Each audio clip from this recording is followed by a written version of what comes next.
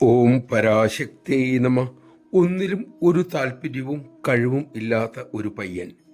തെങ്ങ് കയറ്റക്കാരനായ അവൻ്റെ അച്ഛൻ പൊടുന്നനെ മരിച്ചു. വരുമാനം മുട്ടി. പയ്യൻ ഒരു പണിയും അറിയില്ല. തെങ്ങ് കയറ്റം അവന് ചിന്തിക്കാൻ കൂടി പേടിയാണ്. തെങ്ങിൽ നിന്നും പിടിവിട്ട് താഴെ പോയാലുള്ള അവസ്ഥ, അതാണ് അവൻ്റെ മനസ്സിൽ എപ്പോഴും ഉള്ളത്. പക്ഷെ ആഹാരം കഴിക്കണ്ടേ?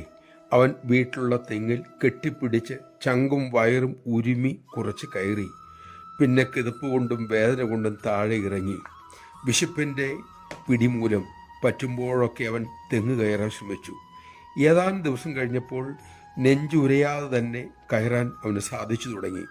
1-2 ആഴ്ച കൊണ്ട് തെങ്ങ് കയറാനും ഇറങ്ങാനും അവൻ വിദഗ്ധനായി. ഇക്കാര്യം പറഞ്ഞിട്ട് അമ്മ പറഞ്ഞു, മക്കളെ, ആവശ്യകതാബോധത്തോടെ നിരന്തരം പരിശ്രമിച്ചാൽ എന്തും നേടാനാകും. സാധകൻ ഇങ്ങനെ ചിന്തിക്കണം: ഈശ്വരൻ മാത്രമാണ് സത്യം. ഈശ്വരനെ നേടുക മാത്രമാണ് മനുഷ്യജീവിതത്തിൻ്റെ ലക്ഷ്യവും. അതില്ലാത്ത ജീവിതം തെങ്ങിൽ നിന്ന് താഴം വീഴും പോലെ അതിഭയാനകമായിരിക്കും. അതുകൊണ്ട് വളരെ ശ്രദ്ധയോടെ ഇവിടെ ജീവിക്കണം, അല്ലെങ്കിൽ ജീവിതം പാഴാകും. ഇത്തരം ചിന്തയോടെ നിരന്തരം ജപവും ധ്യാനവും ശീലിച്ചു നോക്കൂ. അപ്പോൾ ഈശ്വരാനുഭവം മക്കളെ തേടി വരും.